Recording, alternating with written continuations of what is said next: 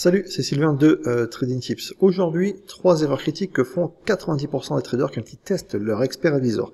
Des erreurs que j'ai faites, bien évidemment, quand j'ai commencé. Parce que le backtest, c'est vraiment la base. Mais si vous faites ces erreurs, vous allez vous croire qu'un expert advisor fonctionne ou marche, alors qu'en réel, il va très certainement exploser votre compte. Alors restez jusqu'à la fin. L'erreur numéro 3, c'est celle que personne ne vous dira. Et c'est vraiment la plus dangereuse. Alors c'est parti. Alors déjà, pourquoi ces 3 erreurs ? Parce que cette semaine, j'ai testé plusieurs experts advisors, Dark Venus, Hedging Martingale et d'autres, et j'ai remarqué que beaucoup d'entre vous, dans les commentaires, posent toujours la même question dans les messages que je reçois, c'est comment savoir si un backtest est fiable, combien de temps tester, c'est quoi la qualité historique, alors ça revient beaucoup. Ces questions, elles sont vraiment essentielles parce qu'un mauvais backtest, ça peut vraiment vous coûter beaucoup d'argent et beaucoup de problèmes. Donc alors, simple, les 3 erreurs à éviter, mais vraiment critiques, allons-y. Alors l'erreur numéro 1, c'est vraiment tester sur une période trop courte. Beaucoup de traders testent sur 6 mois, voire 1 an maximum, et c'est vraiment une grosse erreur. Pourquoi ? Parce que le marché il change, il y a des périodes de tendance forte, des périodes de range, des périodes de forte volatilité, des périodes calmes, et un expert advisor il peut surperformer sur une petite période, 6 mois, mais si c'est 6 mois, c'est juste peut-être une grosse tendance. Vous voyez, c'est vraiment une période donnée et ça voit pas la vision complète. Et que demain, le marché va ranger et votre expert advisor, il va se faire tout simplement massacrer. Et la bonne pratique, tester minimum 2 ans, idéalement 5 à 7 ans, mais pareil, encore une fois, tout dépend de la temporalité de l'actif que vous avez choisi. Vous n'avez pas forcément testé la même intervalle de temps sur une temporalité daily que sur du 5 minutes, mais un minimum de 2 ans déjà, c'est une bonne règle à appliquer pour faire des premières recherches. Donc voilà. Donc on va aller voir un exemple concret.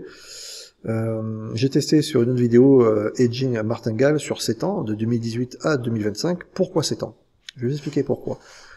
Quand j'ai fait cette vidéo de test, j'ai choisi 7 ans pour une raison bien précise. En 2018, c'était une année volatile. 2019, c'était une année de tendance.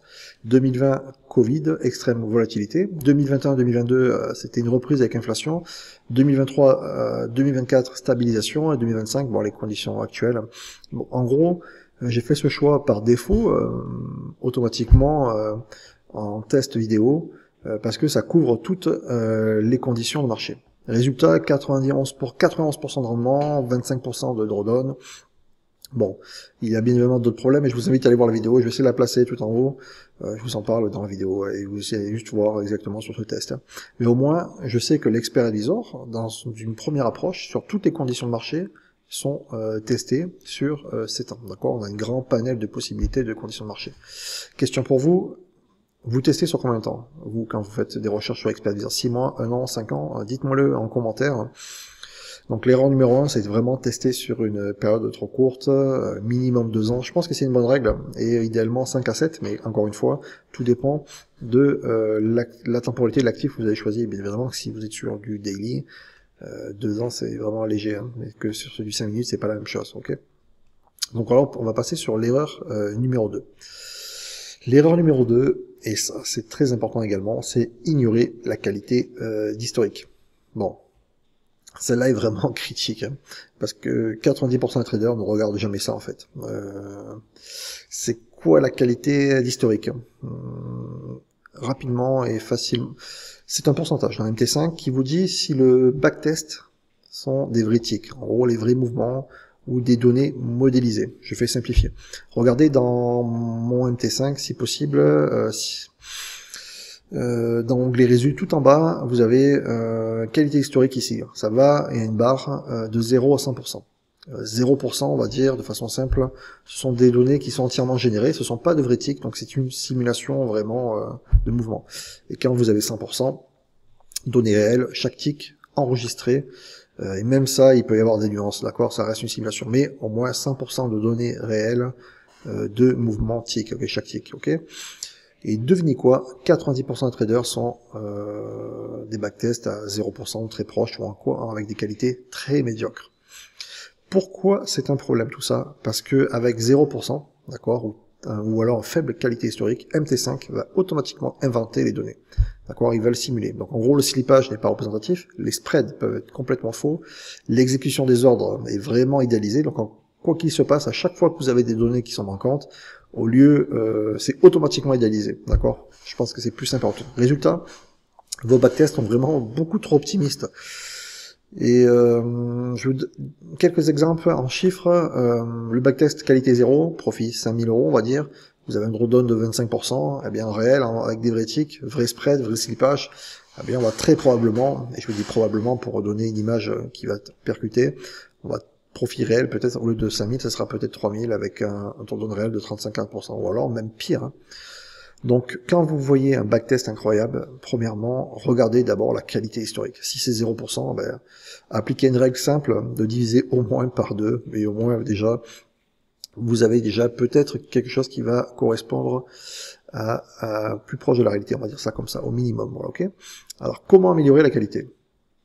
Ben, il y avait des méthodes, vous pouvez télécharger des données historiques d'un T5 ou pour utiliser des vrais ticks si votre broker les fournit. Donc ça, pareil, c'est un autre sujet, il y aura du contenu dessus.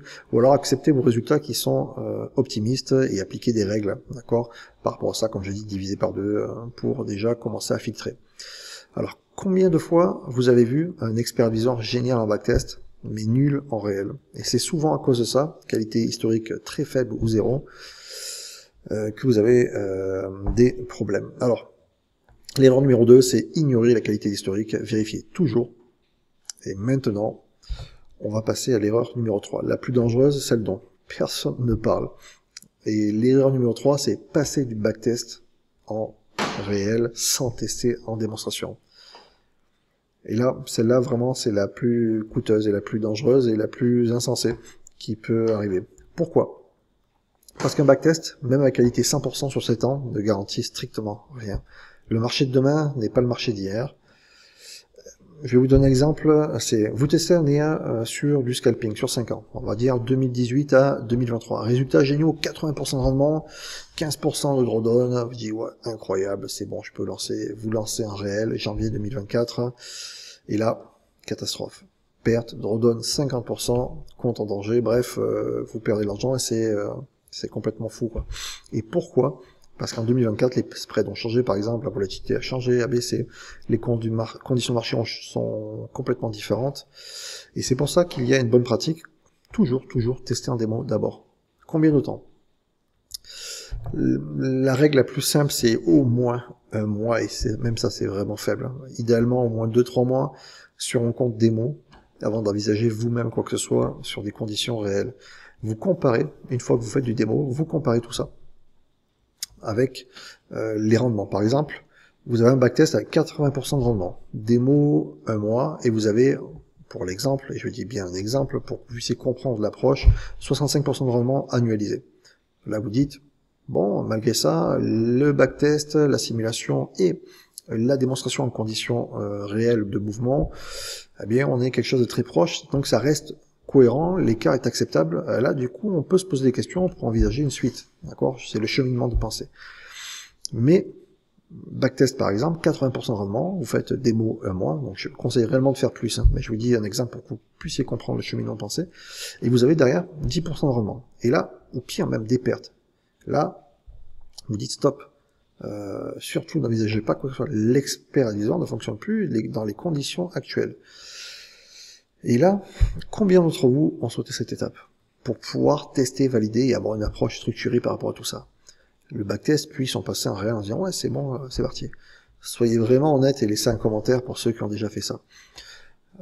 Au tout départ, il y a des années de ça, je faisais cette étape-là, d'accord? Et j'ai structuré l'approche. J'ai fait ça, il fut un temps, il y a très longtemps, ouais, mais j'ai fait ça. Résultat, forcément, une perte de cohérence, même si vous avez plusieurs experts advisors et certains qui gardent une cohérence, eh bien, vous allez vous retrouver que vous n'allez pas faire forcément des rendements acceptables quand vous cumulez. Il y en aura bien dans le lot un ou deux qui va perdre et qui va minorer les résultats. Donc voilà, résultat, perte, déception et de la frustration si vous n'avez pas une approche structurée par rapport à tout ça. Alors maintenant, backtest, puis démo 2-3 mois, puis réel. Erreur numéro 3. Passer du backtest au réel sans tester en démo. Testez toujours en démo d'abord, et puis après, si ça a une cohérence, vous faites vos propres décisions. Voilà.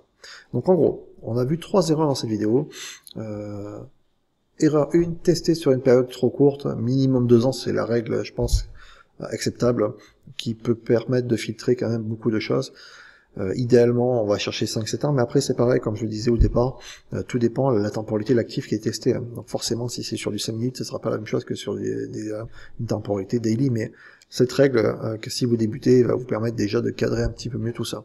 L'erreur numéro 2, ignorer la qualité historique. Alors ça, il faut obligatoirement le prendre en compte. Il y a des stratégies d'approche pour pouvoir filtrer tout ça. Donc forcément, si c'est 0% ou si c'est entamé, eh bien, vous pouvez vous dire, par exemple, diviser par 2 les résultats pour avoir déjà une estimation de ce que ça pourrait donner sur du démonstration en condition démo.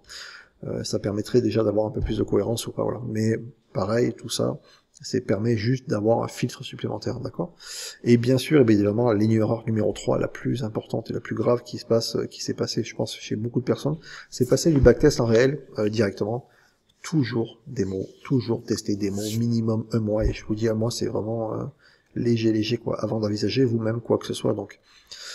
Si vous évitez ces 3 erreurs, vous allez tester vos experts advisors de manière sérieuse et professionnelle, et vous allez protéger le capital, et le capital, c'est le nerf de la guerre. Donc surtout, vous protégez vous-même, testez démo, et ayez une approche réellement structurée. Donc pour moi, c'est vraiment des bonnes pratiques. Je les applique sur tous mes contenus. Dark Venus et Jim Martingale, tous les tests que vous voyez. Je teste par exemple sur 5-7 ans, je vérifie la qualité, et je vous partage des observations. Donc alors attention, bien évidemment, je vous rappelle les risques de façon importante. Ceci est vraiment du contenu éducatif, pas un conseil d'investissement.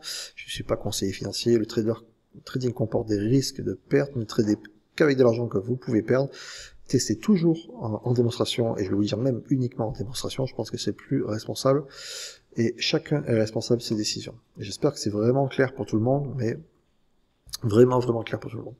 Alors, une dernière chose. Si vous voulez créer votre expert advisor, personnalisé, adapté à votre stratégie avec ChatGPT, j'ai une masterclass complète, 2 heures, où je vous montre complètement tout, de l'idée au code MQL5 fonctionnel, l'installation, le test, l'optimisation, sans aucune compétence de programmation.